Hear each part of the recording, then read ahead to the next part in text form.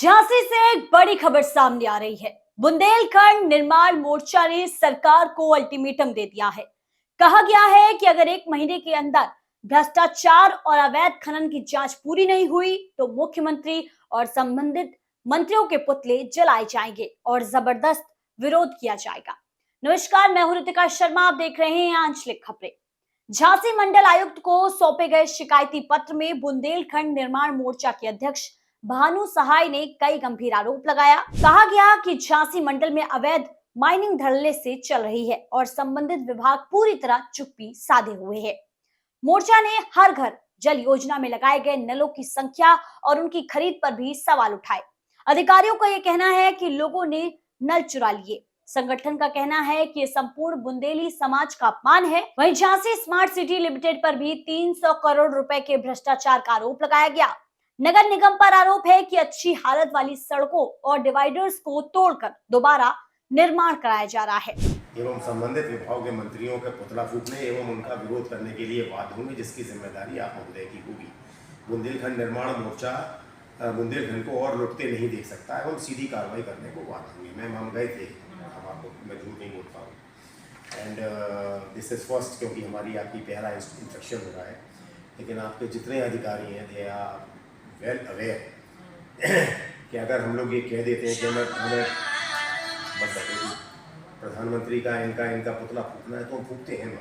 आपको एफआईआर करना है, इसलिए हमें पुतला फूकना ही हमारा कार्य है, क्योंकि हम आंदोलन में। हमारा मैम सिर्फ निवेदन ये है कि हम इस प्रक्रिया को ना करें, क्योंकि हम उत्तर प्रदेश के मुख्यमंत्री से हमारा कोई वास्ता नहीं है। बुंदेलखंड में राज्य हमारा बनाएगा केंद्र, इसमें ये कहीं नहीं आ रहे, लेकिन हम करें क्या बताइए। कल हम लोग गए, मैम आपको जान के बड़ी वो होगी, 2040 वैकेंसीज हैं, पोस्ट निर्मित सृजित हैं मेडिकल कॉलेज में, प्रोफेसर्स की, पैरामेडिकल और नीचे टोटल मिला के 2040 39 1371 खाली। भरी कितनी है इसका मतलब? 400। अब उस 300, अब उस 300 रुपये में हम लोग अपना इलाज करा रहे हैं। पूरा बुंदेलखंड आ रहा है यहाँ इलाज कराने। आप इलाज क्या कर रहे हो?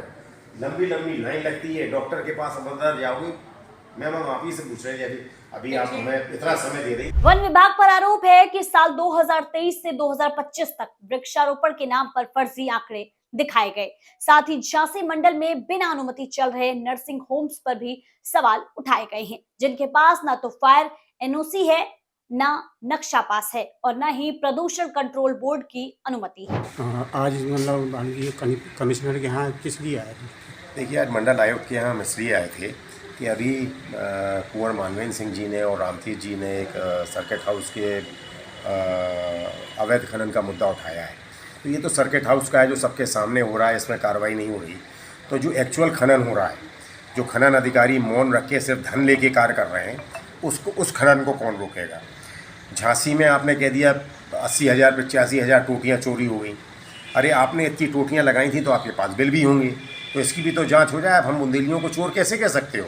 हम तुम्हारा मुंह काला करेंगे जाके, अगर आप इस तरह की भाषा का प्रयोग करोगे हम लोगों के लिए। अब स्मार्ट सिटी का करोड़ों रुपए खर्च हो गया, लेकिन स्मार्ट क्या हुआ है झांसी में, ये तो बता दिया जाए। तो वहाँ कुछ दिखते ही नहीं है आपका कार्य हुआ, बस उन्हें तो खर्चा करना है। नगर निगम द्वारा जो पाथवे बने हुए थे, उन पाथवे को उखाड़ दिया गया, ऊपर से फिर उसको ठीक ठाक कर दिया गया, उसके पेमेंट हो गए, सड़क भी डल गई यहाँ से। तो ये नगर निगम का कार्य है। वन विभाग द्वारा अगर 1 करोड़ वृक्ष हर साल लगाए जा रहे हैं, तो हमारी समझ से झांसी में तो रोड की भी जगह नहीं बनना चाहिए, इतने वृक्ष लग जाना चाहिए। ये जो आंकड़े झूठ बताते हैं, इसकी विस्तृत जाँच होना चाहिए। कैमासन की टोरिया 55 एकड़ की है, ये आपकी है।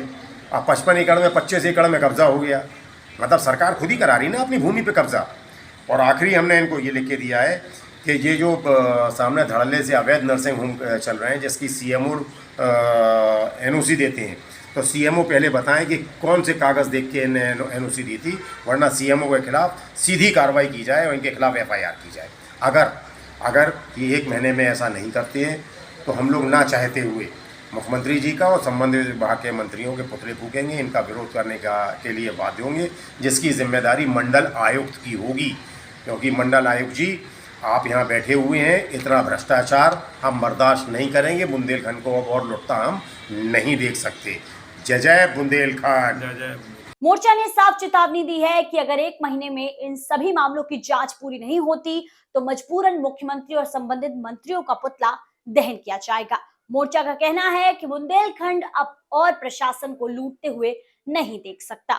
अब देखना यह होगा कि सरकार इस मामले को कितनी गंभीरता से लेती है और क्या जांच वाकई समय पर पूरी होती है या फिर झांसी की सड़कों पर विरोध की लपटें उठेंगी। फिलहाल के लिए इतना ही। बने रहिए आंचलिक खबरों के साथ, अपनों की खबर आप तक। नमस्कार।